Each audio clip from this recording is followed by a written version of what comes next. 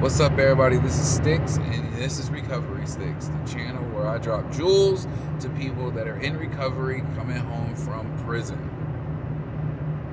Now, today's video is going to be about how to network while in recovery and how important it is. Most people that are in recovery know what it's like to be judged. Most people in recovery know that it is hard to tell people that you're in recovery because you don't want to be judged. You don't want them to think negatively about you. You just don't want that feeling. You know, it's a very low feeling. It makes you feel low, even if you've been in recovery for a few years. You meet somebody new, you feel like they got a better status or class than you. You're just not going to tell them. You don't want to tell them right off rip. So basically, what I try to teach people, and I get asked this question a lot, what I try to teach people is networking in recovery is super big. And it's big because you never know who's in recovery too. You could see the most well put together person, the wealthiest person ever, and not know that they're in recovery from substances. I try to tell people that networking not only helps you get further, but it also strengthens you because it makes you more willing to tell people that you're in recovery. Now, when I say networking coming home from prison, most states, most cities and states have recovery programs. They have programs that help people stay on point when it comes to recovery. And a lot of people, when they're in recovery, they come home, they want to hit the street. They're trying to get their phone, their clothes. They're trying to see what all your old friends are doing, this, that, and the other. That's all well and good, but you really don't want to try to reach out to old friends unless they are completely sober. You just don't want to do it. What you want to be able to do is meet new people that are either in recovery or meet new people that are familiar with being in recovery and they understand how to help you. Support systems in recovery is super big.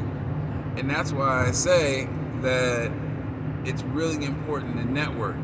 If you come home and you've left all your old friends, you left all the old people around, you ain't rocking with the same people anymore, it's kind of a lonely feeling because you feel like, you're in recovery, you feel like you're the only person in recovery, you feel like you're the only person that really understands what's going on, and you're not trying to be around the same people, but you need a support system. You don't want to feel lonely. So at that point, you do one or two things.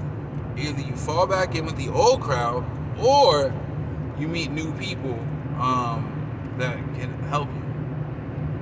People in recovery that have been in recovery for a while are super big on helping other people stay in recovery because you're just like them, 100%. Like, they get you, they feel you, they empathize, they sympathize with you, they get it.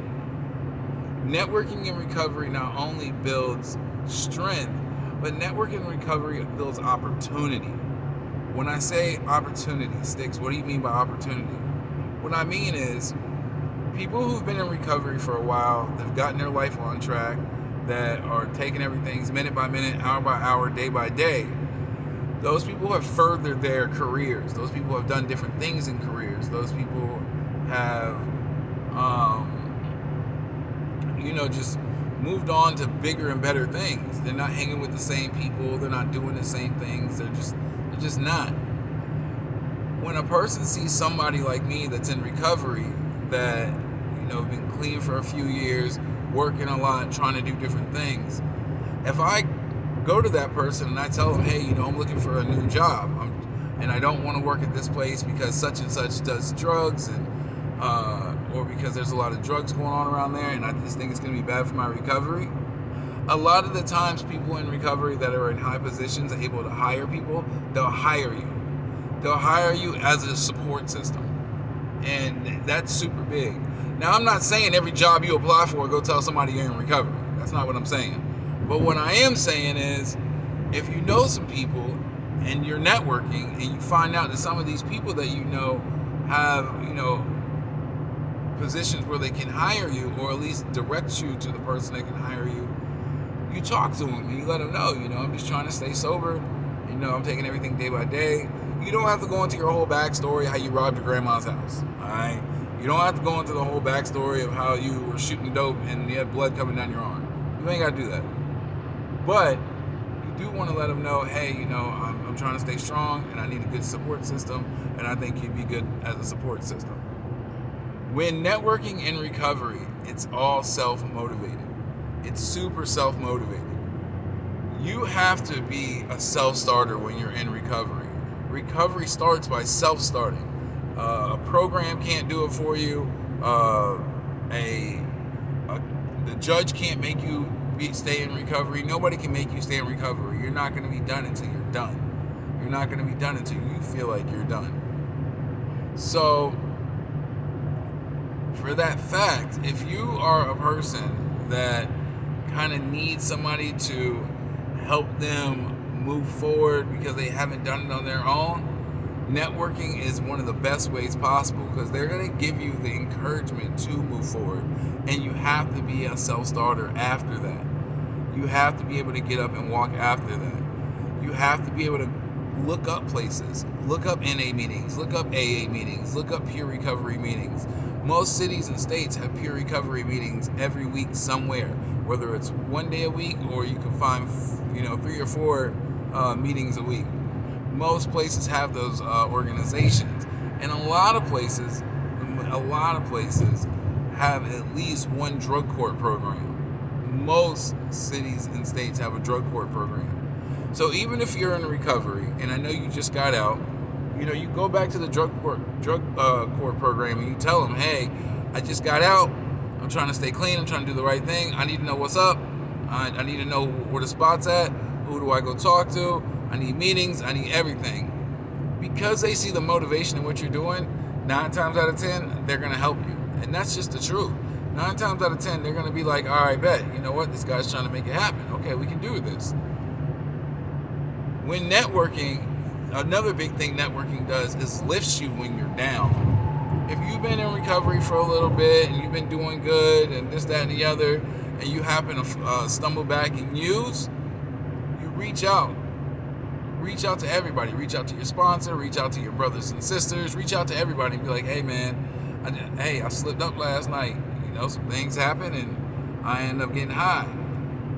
You reach out and you tell them so the support comes. People in recovery aren't going to look at you and be like, oh, you're dumb, or oh, you're stupid. They're not going to look down on you. They get it. And that's what empathy is in this whole thing. They get it. It's peer recovery. Peers recovering together. So networking in recovery is super big. And to be honest, I don't think you can actually do recovery without networking. I've never seen it happen. And, if somebody leaves a comment and says that they were able to get sober on their own and, they didn't need any help from anybody, I bet, much power to you. But everybody I know, including myself, we needed a strong recovery system, a strong recovery team, and a strong motivated recovery team at that. And that's just facts. That's just facts. When you're trying to stay in recovery, you have to reach out to people. You can't let them make you feel down. You can't feel, you're going to feel insecure. You're going to feel encumbered by emotion. But you have to be able, at one point or another, even if it's your friend that's not in recovery, reach out to people who aren't in recovery and just be like, hey, I'm in recovery right now, but I just need to know if you know of anybody that can help me. Most addicts know of a program. Most addicts know of programs that can help you. And that's just a fact. That's just a big, big fact. If you reach out to somebody who's not in recovery and you tell them, hey, I'm in recovery, I'm trying to find programs, I'm trying to get help, this, that, and the other, you might end up sharpening that iron. And what you might end up doing is leading them to water, because you never know. By you saying that, the power of the tongue is for real. And what you never know is by you saying that, you might for real, be able to convince them, hey, and I'm not saying like you drill it down their throat, but just by you saying, hey, I'm trying to find a program, I'm trying to get some help, I'm trying to do this, I'm trying to do that, a lot of times people will be like, man, me too, when you go, take me with you. And I've seen it happen. It happened to me. I backslid so many times and different people tried to help me. It just happens. But by you telling somebody what you're trying to do, a lot of times they're trying to do the same thing. I don't know one addict. I've never met one addict in my life who, if they could just stay an addict and never be sober again, they would do it.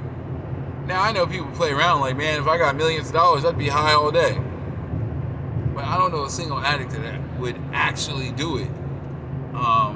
And I know people with millions and millions and millions of dollars, and they have the options to get high, and they never have to work again, and they don't get high because they're better than that, and they know they're better than that.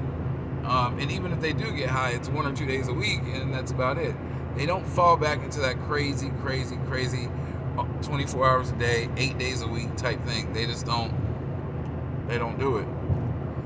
When networking and you're reaching out to former addicts, you know, if you're in recovery and you're reaching out to a friend and addict, you don't reach out to a friend and addict and be like, and down them. You don't want to down them. You don't want to be like, hey, you know, I've been clean for a year, or I've been clean for 3 months, I've been clean for 2 months. What are you doing with your life? Why aren't you getting clean? I did it, you can do it, blah, blah, blah. You don't want to do that. That's not encouraging somebody. That's putting them down. When you encourage another person, you're reaching out to them and saying, hey, you know, I understand what's going on. If you need somebody to talk to, you let me know. You call me. However, I'm going to this meeting tonight, and it'd be really cool if you went with me. You don't have to go every time I go, but I'm going to this meeting tonight. It'd be really cool if you went with me, and, you know, we can go get I'll buy you Waffle House afterwards. You know, most addicts, if you get them coffee or some food, some cigarettes, they'll go wherever you want them to go. And that's just what it is. But that's how you lift them up, and that's how you encourage them, by reaching out. You know, and then once you get to the point where you have learned about programs, you've gone in, you've talked to people, you do this, you've done this, you do that, then you point it out to other people, and you show other people, like, hey, this is what I was doing, this is what it is, this is what's up. These are just a few gems to be able to use if you're in recovery, you're coming home, and, you know, you're trying to network, you're trying to figure out the best way to do it. Other than that, guys, these videos are made by me driving. I drive a lot, so sometimes you're gonna see videos like this where the sun's just in my face, and I just drive. You know, I don't want to create a YouTube channel where I buy $1 million microphone and all this. It's not for that. You know, maybe down the line, whatever God does, it might happen. But right now, these are just things that I think about when people call me and say, hey, what's the best way for me to do this? You know, I do peer recovery. It's not my full-time job, but I do peer recovery. I try to help people out with resources. I try to definitely help people who are coming home from prison, and I try to make it work for them. So guys, if you can, share this video, like this video, pass it on, and hopefully somebody will watch it and be like, hey, you know what? He's telling the truth. Thanks, guys.